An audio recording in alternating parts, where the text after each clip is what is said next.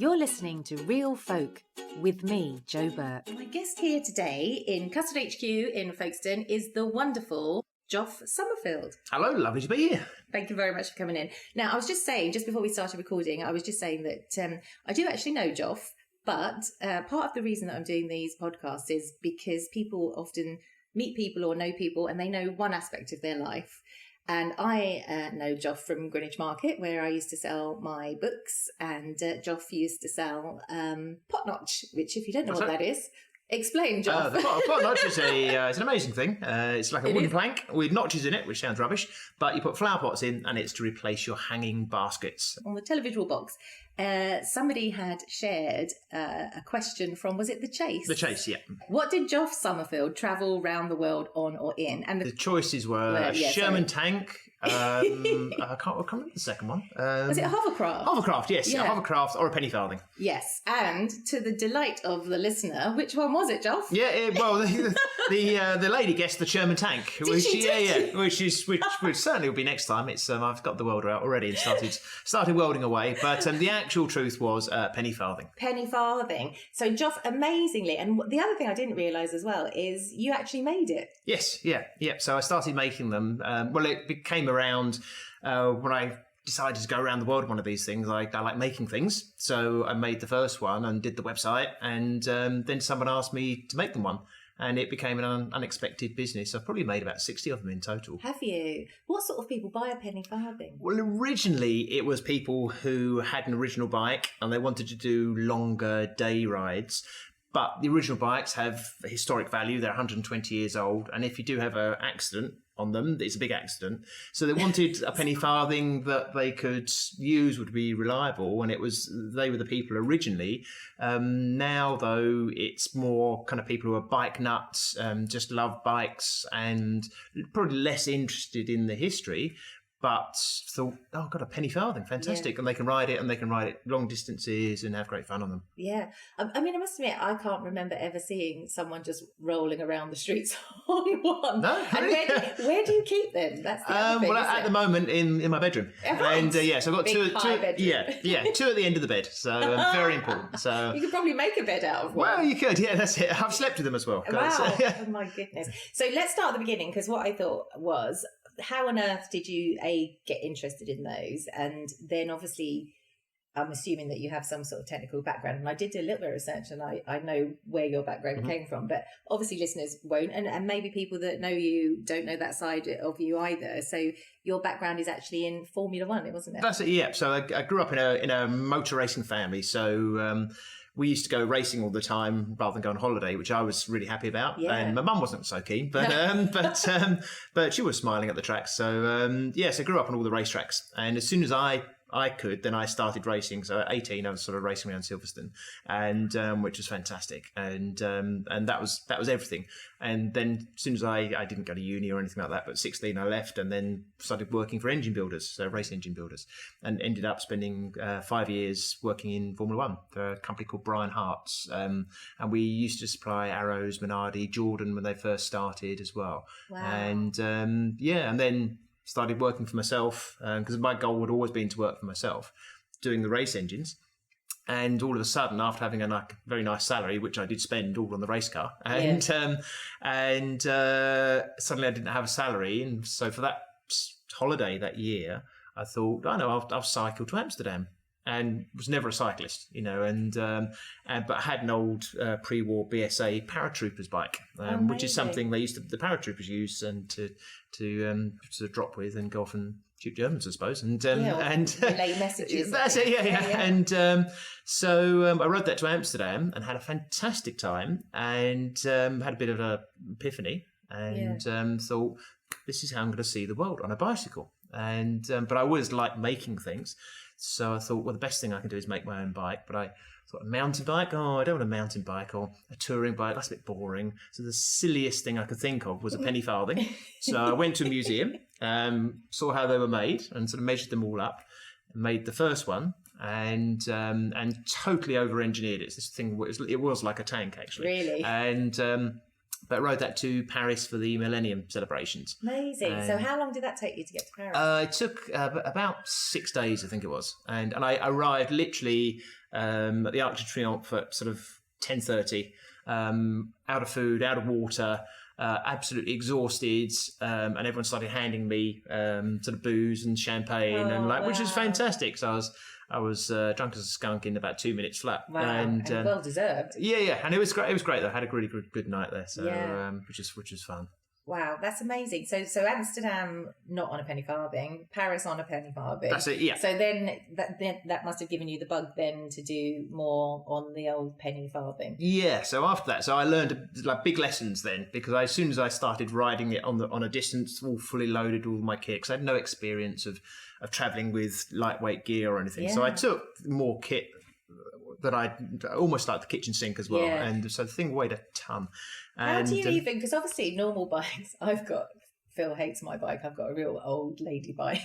It's not a sit up and beg, but it's very similar, and it's got obviously the pannier thing. So, but do they make panniers for a penny farthing, or did you have to fashion that for yourself? Well, it's again there's no instruction books. So, like how to build the bike, there's no instruction books. There's no how to travel with it because no one's traveling with them at all. Right. So, what I started was putting the standard panniers either side of the small rear wheel, and that kind of worked. And a big bar bag and carrying sort of backpack. It kind of worked, but it does get a shimmy. Then later on I went to a trailer and made a trailer for it, and that worked okay, but the extra weight was a bit of a pain. Right. But then I finally ended up years later, after lots of experimentation, was having two small bike front panniers, one behind the seat and one below it. And that's the best way of doing it. And a bar bag. Yeah. Any cameras and stuff you have to carry in your backpack, because there's solid tyres on the bike. There's no air in the tyres. So you feel all the bumps and vibrations. So you have to carry cameras and anything like that in your back so you can cushion you can do that thing you do as a kid the whole way round. That's it. That's it. Yeah. So it's great fun on cobbles. Yeah. Be great here. Well, you're down the hill outside. You can see me flying past. We wouldn't be able to stop. So. Have you been down here on it? No. That I would probably. Well, I could do it once, but you pick up a lot of speed as well. Yeah, it's a soft landing in the harbour. Yeah. That's amazing. So it's really incredible, because not only to do the journeys on it, I can't even imagine suddenly going, I'm going to travel the world. What should I do it on a bike? Yes, but not an ordinary bike. Well, actually, and I've said the word ordinary bike, and one of the things when I was doing my little bit of research, dear listener, they used to be called a large-wheeled ordinary. That's it, yeah, because they were exactly that. They were the ordinary type bikes. Which is hilarious. Yeah. They couldn't be more extraordinary if they tried. Yeah, absolutely. Well, and the penny farthing was actually like a slang sort of comical term for them that was in one of the newspapers. So at the time, and but most people know them as penny farthings now. So the general sort of person on the street would call it a penny farthing, and that's international as well, which is amazing. And it's and I call them that. So it's and the normal type diamond frame, when they came out, they were called safety bikes because they were just so much safer than the penny farthings. So but the penny farthings only really had 10 years of the maximum popularity, and then when the modern type bike came out, they were finished overnight pretty much. Yeah, but I mean, they're just gorgeous. They're so gorgeous. Oh, the aesthetics are, the aesthetics are just beautiful things. They're really, beautiful things, yeah. Really amazing. And then back to the travel. So you done Amsterdam on a normal, very ordinary bike. Then Paris on the old penny farthing for the first time. That's it. And then, so what did you think? Right, okay, the world next, or did you think somewhere a bit shorter distance? Yeah, well, I had to, because after the Paris thing, I learned so much about travelling on the pennies from that trip. And I knew I had to make a new bike because that was so heavy. In fact, on the way to Paris, I sat in this little kind of tiny little cheap hotel and had to write down, because I knew I couldn't ride around the world on this particular bike because it was too heavy, and sketched out the designs and everything. And right, this is how I'm going to do it. So by the time I got back, I started making a newer, lighter, stronger one. Took all the lessons, and I did Land's End to John O'Groats on that one. So did that. That was 3 weeks it took me. 3 weeks. And I zigged and zagged a bit, so it's 1,100 miles, I think it was. So it's and again that broke again. That broke, but that's how you test stuff. Yeah. So you've got to do the shorter trips to find out where are the weak points. You have to break it. So breaking it is a good thing. So and then I learned again a lot about the bikes just from that trip. And again, that's when I started the website, and someone asked me to buy one. Yeah. And it's like, oh, okay, that's unexpected. Yeah. So, and then sort of started only very occasionally sort of making a few for other people as well then. Yeah. And what's the website called that you... Well, my main website is pennyfarthingworldtour.com.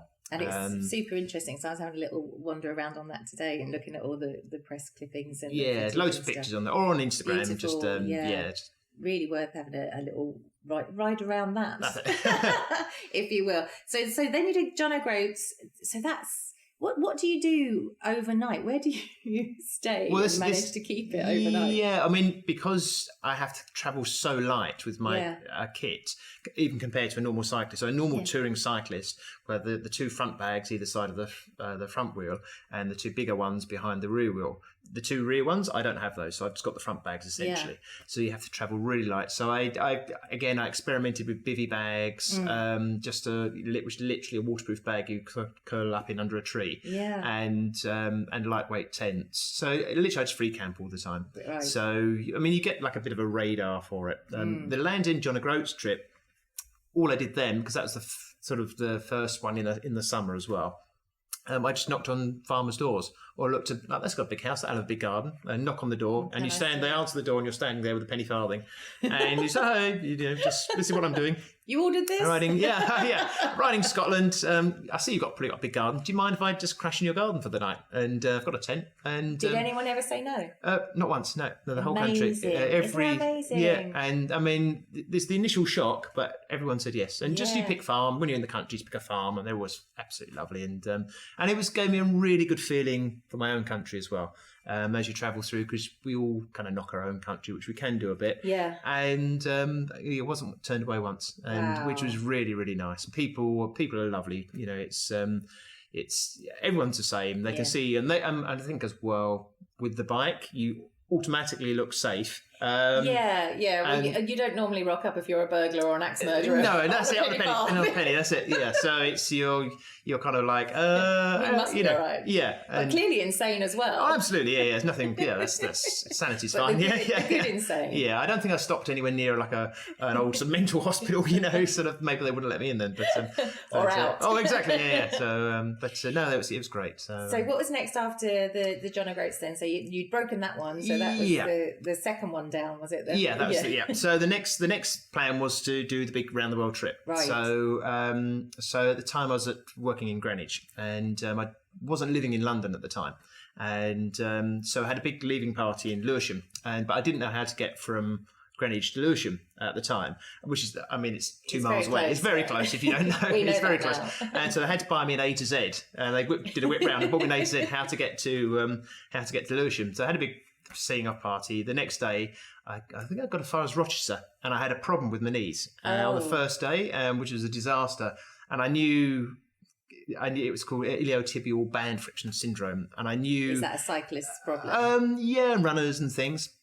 And I knew it would be a mistake to try and just go across the channel the next day. So I had to come back on the first day, which is galling, and it's kind of and get it fixed. I saw lots of physios and stuff, and then it was a year or so before I tried again. And I'm sure people thought he must have chickened out or something. And because if I had a broken leg, it would have been much better. Yeah. Because you can walk around with it, you don't need a limp. Right. But it's when you ride, then it has a spasm in the side of your knee, and you can't do it. So the next time was a year or so later, and then I left from Leicester because there was a big bike event going on there. So I left from there, and I got as far as Budapest, which was a lot further. A lot further. So the second time, but then I had a different problem with my knees, and this was femoral patello syndrome. So your kneecap doesn't run exactly in line with the groove of your knees, and you get like an abscess or something under your kneecap. Ooh. And so the last 100 miles into Budapest, I just sort of ride one-leggedly. Can you do that? Oh, I could. Yeah. As it turned out, and but that's. That was okay because it had big tailwind, so that sort of blew me into there. Right. And I rested it for a week or so, and it was not getting any better. So I had to come back again. You came back again? Yeah, had an operation and stuff, and saw more physios and what have you. And that was the second time. 2 attempts. That was 2 attempts. Yes. And So I had it in mind that it's going to be third time lucky. Yeah, so you've got to try and I'll try again. That's the other one. Right. Yeah. And so the third time I left, I had like made special pedals for it to match my feet, and wear these special straps around my knees to help it as well, and took these special knee pills I got from America, which is supposed to sort of help you with dodgy knees. So everything I possibly could do, I did for the first time and for the third time. And it worked, it seemed. So I had a few twinges along the way, but yeah, no, it was great, you know. And so, how long did it take you in total? The third one, was that was 2.5 years and 22,000 miles that I cycled. And I obviously can't cycle over the wet bits, but That's incredible. But you just, you can't take it as you look at the picture. I carry it like a map of the world. If you look at it, it just seems like overwhelming. You can't do it. So it's literally a day or two at a time. Yeah. When you land in Australia, you're like, right, I'm going to draw the line on the map. And you're like, been riding a week, I can draw my line on there. And it's like, it's a dot. It's like, join them all eventually. Yeah. And it's, but you have to, because it is so overwhelming. And then you get to the end of your Australia leg and I did New Zealand after that, but then right next is China, and you work out where you're going to go in and where you're going to go out, and that's actually a lot further than the length of Australia, and it's like, holy cow, okay, just one day at a time. But and did that mean that you had some flexibility? Did you have a fixed next stop? Or I'm flexible all the time. Yeah. Some people love to know like 10 days ahead exactly where they're going and what time they're going to be there. I'm completely flexible because I don't stay anywhere. Hostels in cities. Right. It's good to stay in a hostel. But what do you do with the bike then if you're in a hostel? Oh, hostel, they're fine. You have the bikes in there. Yeah, that's no problem at all. But does it fit anywhere? Not really. It's kind of you have things where, like in China, where the prices drop, so everything's so cheap. Once a week you can get a hotel. It costs like £2. So it's dirt cheap. But then, I'm not leaving the bike outside. Of course not, and you just say, oh, this is my wife. We sleep together, and has it got a name? Well, it's just the wheel or the wife. The wheel or the wife. Wheel or the wife. So, we'd go everywhere together. And normally you just carry it straight in there, and by the time they're like, and it's fine, no problem, and you kind of learn the. Did you collapse it then? Do you take? No. Just there's nothing to collapse. Nothing to collapse. Come apart and all fit inside the big wheel. No. Not well. In my head, it would do that. Occasionally for flying, when you've got that negotiation, you have to have that in the kind of the background ready to give in a little bit, so they'll let you on the plane with it. Right, yeah. But not for just staying somewhere. No, it's never been a problem. It's cool. Basically, when you were doing like life in general, you take it a day at a time and go one stage at a time. When you got to halfway, did you have any sort of like little celebration for halfway, or? Well, the thing is, was halfway? You never really know where halfway is because I'm so flexible. You have to, depends. I don't know how long it's going to take me because the sea. You kind of chase the summer around the world a little bit. That's a nice idea. And you up in the Himalayas, then it's cold all year round. Yeah. So. But there's only a certain period you can get through there because it's going to be snowed in, but you have to, and then you have to kind of look ahead a little bit to know, well, okay, I'm going to roughly finish this country then I fly to there. I don't want to get to their winter when it's the mountains, so you have to have a rough idea. So I didn't really know where halfway was, and I just like that fact. It's just I'm just rolling on, not spending more money, and it's very cheap. It's not expensive to do. It's like £5 a day was my budget. Wow. And so you can, some countries you go above that, other countries you're below it, and so it's. So how much do you reckon you spent on the whole journey, for example? Probably on the first one, probably about £8 or £9, probably maybe a little bit more in the end. So because I finished coming back across the States and then back into Europe. Yeah. So then I probably spent a bit more than I should have done in the States, but just because it's more expensive, and but it's wax and wanes. Yeah, when I'm just thinking about visas and things, do you have to you would have had to have had visas for various different countries. Do you have to put "I'm travelling through" on a penny farthing? It's quite lucky. I mean, the first one I was going to have at the time, well, they just changed Serbia because the Olympics were going to be in Greece the next year, I think it was, and I think that's right. And so that was okay, and they were lovely. Turkey, you just get it on the border, which is fine. Right. So because a lot of the time, if you get it in advance, it's from date of issue. And if you're not going to be there, you're going to be, exactly, yeah. So the first tricky one, the first one I actually had a problem with, as it turned out in the end, was the Australian one, which I just did online at the time, which is great. And I just got 6 months. How long will you be here? 6 months. When I was leaving Australia, I had about 5 days left on the visa at the airport, and got the passport over, and they said, can you go and sit down there, please, sir? I'm like, that's funny. No, I checked it. I've got enough time. They said, you've overstayed your visa. I'm like, no, I haven't. It's 6 months. But what it was, because I hadn't read when they sent it through, I just read 6 months, great, and didn't read the rest. And it was a 6 month, but you can only have a block of 3 months there. You must leave the country.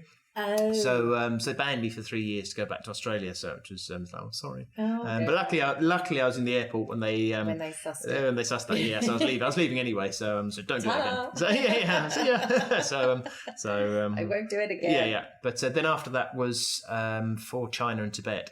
So that one, because a Chinese visa was for 3 months, and because I wanted to go into Tibet as well, then that was going to be like 6 months in the whole lot, and you can't extend your visa in Tibet, right? Which I kind of researched that ahead of time. Yeah. So I flew to Hong Kong, and in Hong Kong you just pay an agency, and they'll give you a 6 month business visa. Okay. But it was actually $1, and there was even a booth in the airport doing it as well. Amazing. But I had a few days in Hong Kong and did it through an agency, and you just pay some money, and they gave me a 6 month Chinese visa. And cool. But the only thing is, in Tibet you mustn't get anything checked because you're not supposed to be there. So so that was so all the borders, so the border posts between China and Tibet, I had to go through in the middle of the night when all the border post guards are asleep, and so which is great. It's very exciting. I was going to say that's very thrilling. Yeah. James Bond. Yeah. And then they have all the checkpoints as well, which is kind of cool. Wow. And again, you've got How do you sneak past guards on a penny farthing? We do it very late at night. So I had this kind of planned out. So you can find out, because they have like stones by the side of the road with the kilometre markers on,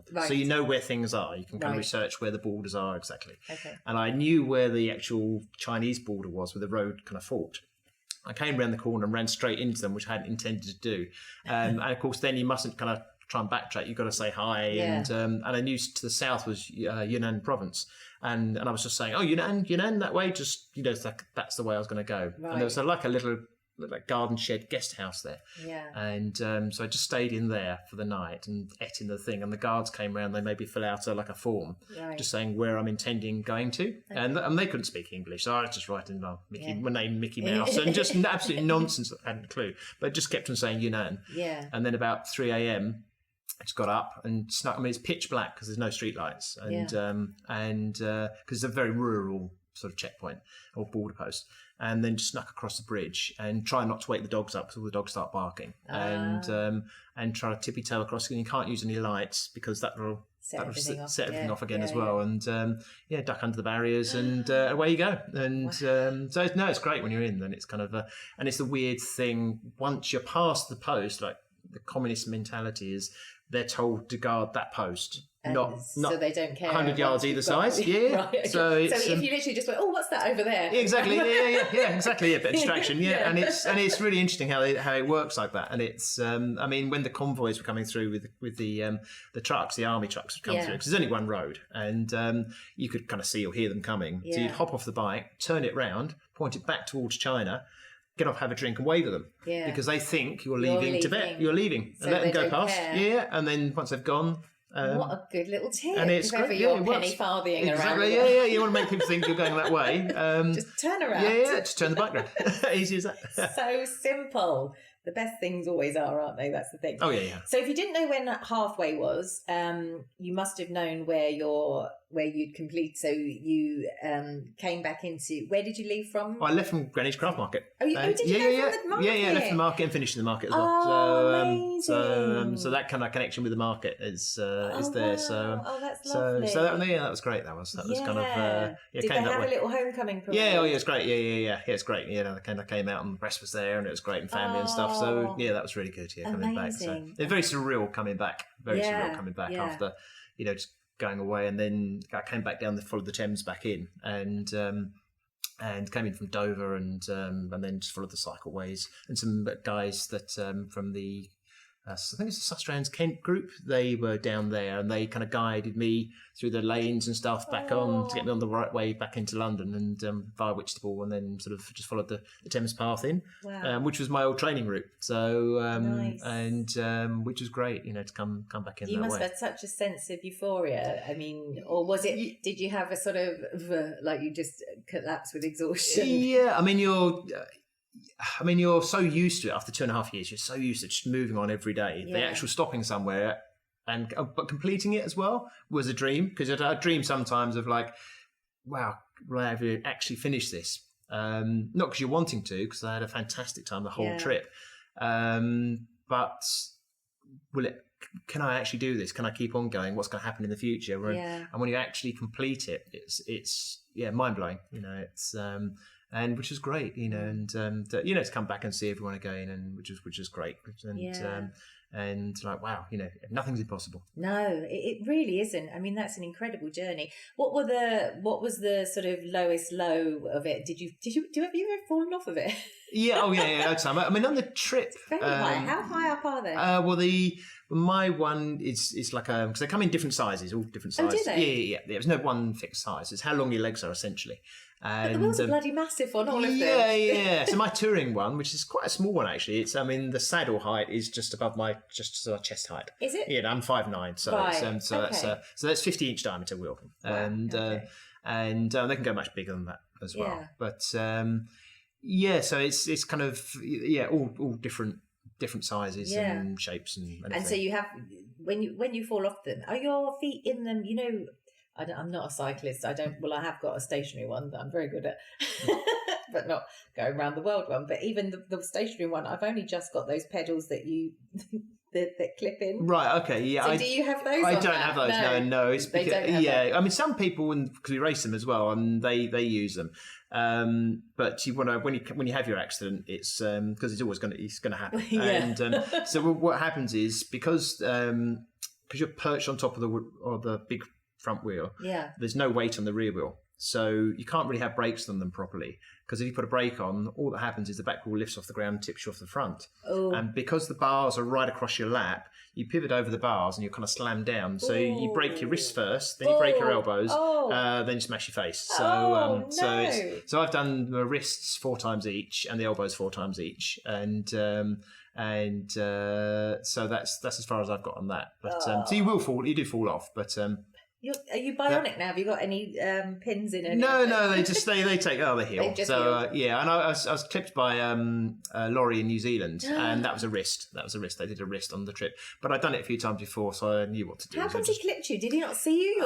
They're massive. How did he do that? New Zealand's a fantastic, beautiful country, lovely people, cycling paradise, other than the lorries. And but he clipped. He didn't stop, and I went over the bars, and there was there's a stop sign there, which I actually hit as well, which is quite ironic, really. Luckily, stop. I knocked it over. And the funny thing was, I kind of checked the wheel wasn't bent. That was the main thing. And I picked the bike up, and this was right on the coast. There's like a sort of sea wall thing there, and there's a drop down to some rocks and the ocean. Wow. And I picked it up, and I had my journal on top of the bars at the time. When I picked the bike up and leant it against the sea wall, the journal fell off and fell into the sea. And it's like, I can't, not the journal. And I'd done my wrist, and I had to run like 100 yards up and climb down a load of rocks and wade back along to fetch my journal. Luckily, it was in a waterproof bag. And so I retrieved it. But then, heartbroken. And then come back and then have to climb up the rocks again, sort of one-handed, kind of trying to journal under the arm. And you're sort of like an Indiana Jones. But it was a bit like, oh God, here we go. And but it was I got the journal back. That was all right. Wow, and just strapped the wrist up, so that was fine. So that was a fractured wrist. That was so. So have you if you haven't already, you should have written a book by now, surely. Oh, I think it's underway. Like lots of good projects, it's underway. So I mean, I write all the time in the journal. So I've got 250,000 words in the handwritten journals. But wow, that's amazing. so I've sort of failed. amount of gibberish. Yeah. I'm chipping away at it slowly. And there's no rush, It's there's no rush, but it'd be so interesting. I will get it done. My mum keeps on nagging me about getting it done. Well, I'm going to nag you now as well. Now I know you've got a journal. The secret is out. So we were talking about that. So I suppose being hit by a lorry is quite alone, almost losing your journal, then trying to fetch your journal with a flappy hand that's broken. Yeah. What about the highs? What are the best? What are the nicest things about? Yeah, I suppose it's one of those things. Lows and highs. It's all sort of relative. Yeah. I loved it the whole trip. And you have it's the really tough days. You could call those a low, but to come through them, that gives you the high. Right. Yeah, so Tibet was my favourite country, just to get in there, just because the history of the country, the beauty, the wonderful people was a massive, massive high, but was incredibly tough to cross. You're going over passes that are 15,500 feet high, and the bike's got no gears and solid tyres, and there's no tarmac on the road. So you end up doing... I'd never mountain climbed before that trip. Or been at really any elevation. And I'd always wondered, why when you see climbers, why do they take these why are they walking so slowly? No oxygen. And when you're pushing a penny farthing over a massive pass, you're like, that's why they walk slowly. That's why, and you get to the point where you're taking 5 steps, then having to stop and catch your breath. And you pick the rear wheel up and you spin it. You think the wheels are seizing up or something, because of the lack of oxygen as well. You can go a bit doolally, and on top of already being fairly doolally anyway, and it's not a good thing. And and I had times just going over the passes, and you're just so exhausted, like just tears in your eyes, just because you're so exhausted, and the part you can see the road going off into the clouds. It's not just going up the local hill, and it's and it goes up and up. And... So what gets you through that when you're really, when you just said that you're basically on your arse, not literally, but tears streaming down, you can see that you've got literally a mountain to climb, and you're doing it like 5 tiny steps at a time, and mentally you're all over the shop, physically you're a bit broken, literally wrists and all sorts. What is it, what are you thinking that gets you over that? In times like that, because in Tibet especially, you've got no choice. There's not a train station, there's not a bus, you've got absolutely no options. And by the time I got there, I'd been halfway around the world already. So I think if I'd gone in there cold turkey, that might have been, as the first country, that would have been probably a different kind of thing. Like, oh my God, I can't do this. Or some people would have gone, do you know what? I've gone halfway around the world. Yeah, and it's kind of like, what made you not give up? Just keep going. And it's kind of like, so I don't take lifts, so it's kind of like I never took a lift, because there are people come past, like local people in trucks and stuff. Well, if I saw a man crumbled walking, get in the back of a van, mate. Come on. Chuck it on the back, and I always said no, and that's amazing. And it's kind of, you just as they go off up into the clouds and their sort of truck, you're thinking, oh, pillock, but no, keep going. And it's, you just have, and you prove it to yourself that you can get through it. And it's like a metaphor in life, whatever goes up, you get to the top, and then it's downhill afterwards. And it's great, and it's tough. I think probably in Tibet, one of the toughest nights, because when you camp, you keep one set of dry clothes for your tent, so you're in dry clothes. Take your wet ones off, so I've only got one change of clothes. I just can't carry anymore. So it was snowing, so clothes are wet. Went in the tent, had a very cold night. Then in the morning, still sleeting, snowing, wet, miserable.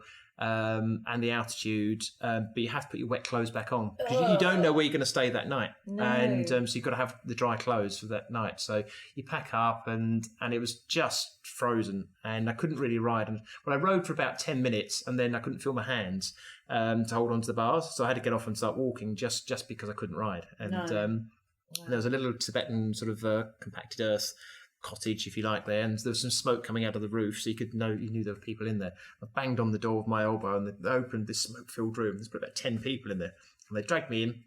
They knew exactly what the problem was, and they sat me down in front of the big sort of wooden stove thing, and they gave me a jam jar full of hot water and dried me out. And it was so from the feeling absolutely, oh my God, this is getting dodgy now, to this complete sort of change. And did they speak English? No. But they just literally there's a cold human about to die. Exactly, yeah. Well, bring him in. That's it. And they didn't bat an eyelid at the bike outside. Really? And they brought me in, sat me down, and were fantastic, and drive me out for an hour and sent me on my way. And it was that was the thing, that was the mountain going up in that cold, and then that was the difference, then they just sort of saved the day, and that brought me in, and they were great, just lovely people, because that's the environment they live in all the time. Yeah. And they know.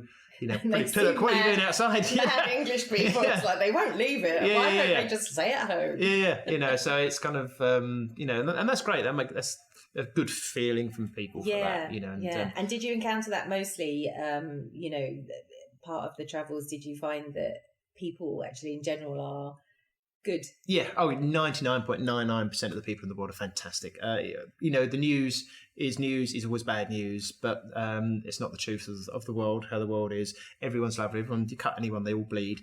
We all feel the same things. We all get hungry, cold, hot. Everyone was, pretty much everyone was fantastic. And that's amazing. in another story in China, because it's so cheap, the food, so they have all these little cafes, if you like. Right. And so basically they have these plastic shutters over the door. You just walk in, there's tables, plastic chairs, and they have fantastic food. You have a massive feed for like £1. And I love Chinese food, so it was great. And you'd go into the kitchen, and because they had no menus half the time, you go through the pots. Your pots will make the animal noise, so you go and have a good game of charades with them to the animal noises, and that's it. And you'd have this fantastic feed all the time. And normally they have a window, so I just leave the bike, so I can always see the bike. Not that there was ever any problems at all anywhere really. And but one day I went into a smaller village, and I could see the plastic shutters in front of the door, and I was another cafe, so I got no window, so I couldn't leave the bike outside. So I just brought the bike into this cafe, and they're all looking surprised, because everyone always does, and it's in the middle of China somewhere. They're not used to Westerners, only seen on the telly, and they always kind of like laugh at the size of your nose, and you got hairy arms, which is really good to hear. And got blue eyes as well, so that was kind of fun, And so I leant the bike up against the wall and sort of sat down and kind of mimicked, sort of Seinfeld, like noodles. Yes, and the universal noodle sign. Exactly, yeah. And the lady, she was rolling some out, so she had to make them. So she was just rolling some freshly made noodles out. Lovely. And I was like, for chai, for some tea. Yeah. And all they had was a jam jar with some hot water in, and which was absolutely fine. Yeah.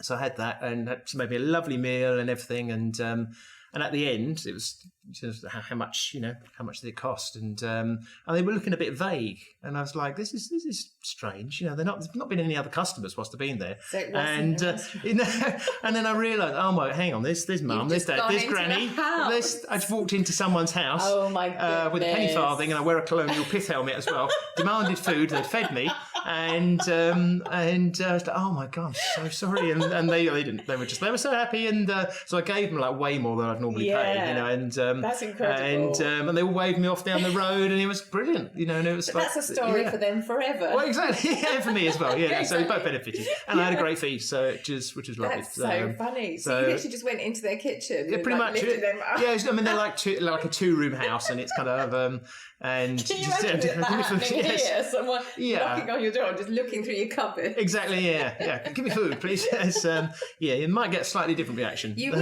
Well, hopefully, if they knock to my door, then hopefully I'll be okay. Yeah. So exactly. That's such a lovely thing, though. That's so lovely. And talking about, you said you can always see your bike when you go to those things. You can always see, have a sight of it, so it's not lost. But has it ever been stolen? No.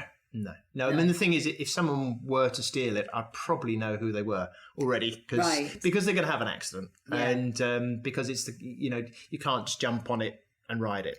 You have to learn how to get on and get off. So it takes half a day normally, but and with the bags on and stuff as well, then it's even more difficult. I had this funny vision of someone trying to steal one. Actually, it would be a ridiculous thing to try and steal. They're going to hurt themselves, so it's I wouldn't have to chase after them. Good luck with that, mate. Yeah, I could just wait a bit and okay, you're going to fall off. Okay, it's going to hurt you. Yeah, it's okay.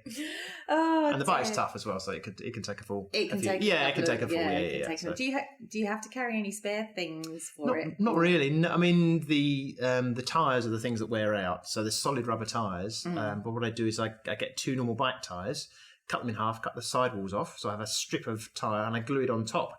So that way I don't have to carry any spare tyres. So when it wears out, I just peel the remains off, go to a bike shop, cut a couple of tyres, and just so I don't have to carry anything. Yeah. And again, in Turkey, in a town called Malatya in Turkey, I was going to change the tyres.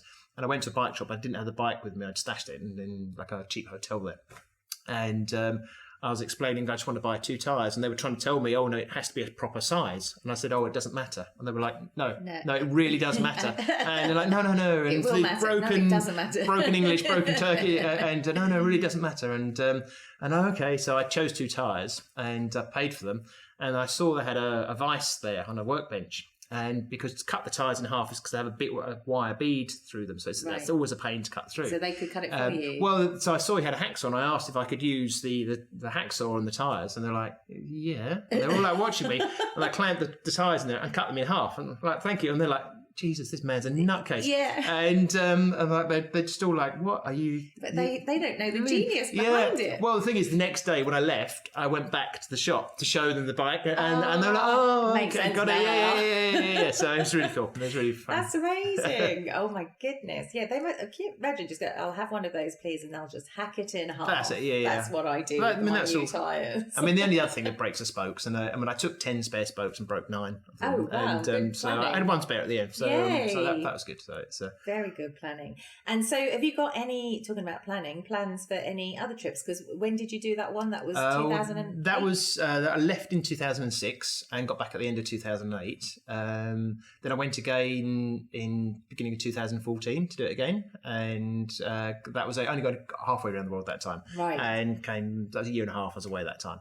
And but for this year, I had a few ideas for this year, but obviously, like with everyone else, nothing's happening this year. So it has to be next year and see get Christmas out of the way and see what's up for next year. Yeah, that's it. Yeah. And when you say you got halfway, did you go in a different way around, or did you go? You wouldn't have gone through the same countries again. No, well, a couple of them I did. So the first time I went east from the UK, so I went into Europe first, and the idea was, okay, this time I'll go west. So I flew to Canada to Toronto. And got family there, so it was good to go through there. Yeah. And the last time I took a sort of more southern route across the states. This time I stayed north, went sort of north across the states. Right. And the idea was to go to South America. So I stayed as north as I could up into Montana. And because I'd ridden with a German guy who runs a hostel up in East Glacier National Park, in sort of northern Montana, and it's about 15 miles from the Canadian border. And I said to him, if I ever come past, I'll come and stay in your hostel, in Norfolk Hostel. And so I'll go and see Oliver and say hi to him, and which is way out of the way. And when I got to East Glacier National Park, it was like a massive snowstorm. Wow. And so I was like, oh God, I've got all the way to the Rockies to go through and it's snowing now. That's great. But it is weird, the weather there, because 2 days later it was 80 degrees. Wow. And but it's stunning up there as well. Yeah. And then that was just then. The idea was to go all the way down through South America, but I got as far as Ecuador, and but then I got robbed in Ecuador. So they stole everything. So that kind of so that was a load. Yeah, not the bike or the tent, and the clothes as well. Not the journal. Not the journal, though, because that had no value. That was emptied on the ground, and that and my passport was emptied on the ground because visually that had no value to them. So that's the good thing about books. Yeah, that's it. That's why I write your journal by hand. Your journal by hand, not on the computer. Laptop, They took all cameras, laptop, everything else, and even my shoes, my glasses, and the buggers.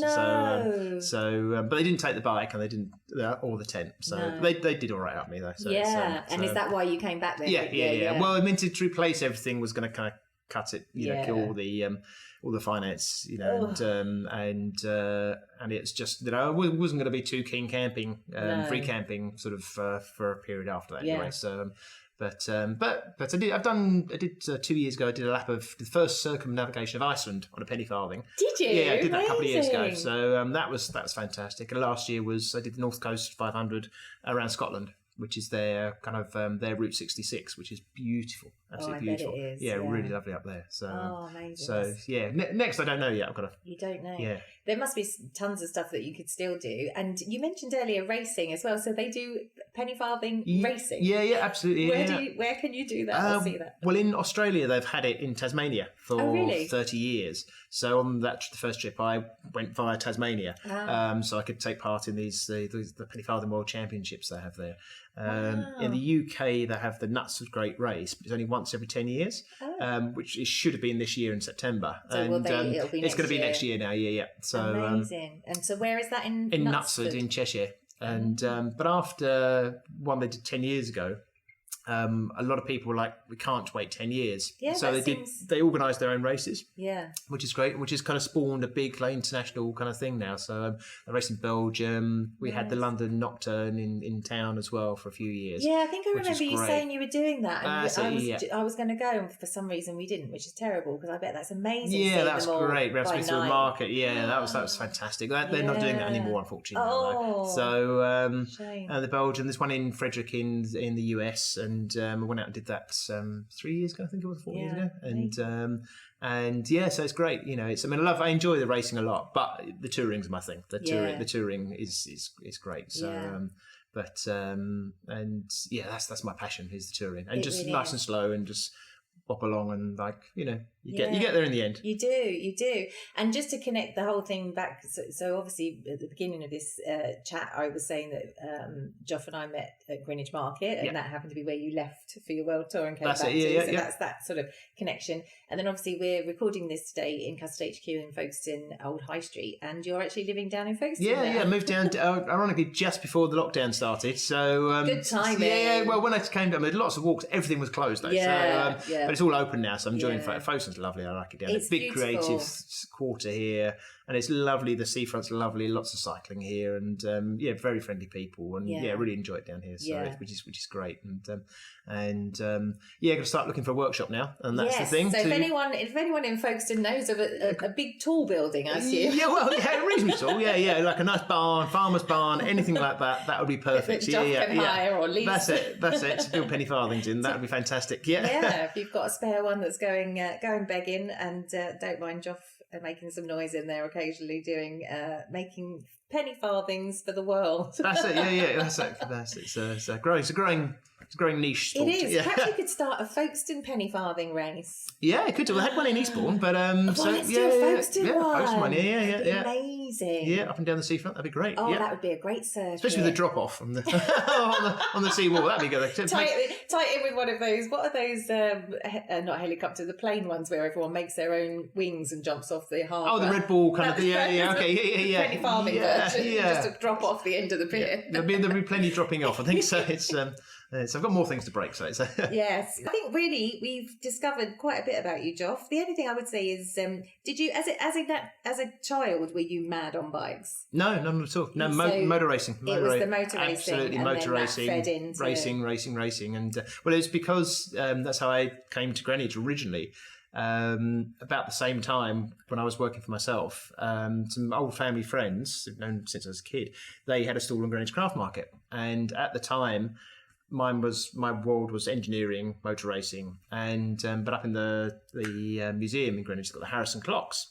And my idea of a craft market was like, Granny's making doilies and stuff. There's nothing wrong with that. But that's not what Greenwich is. And I came up with them one day just to go and see the Harrison clocks in the museum.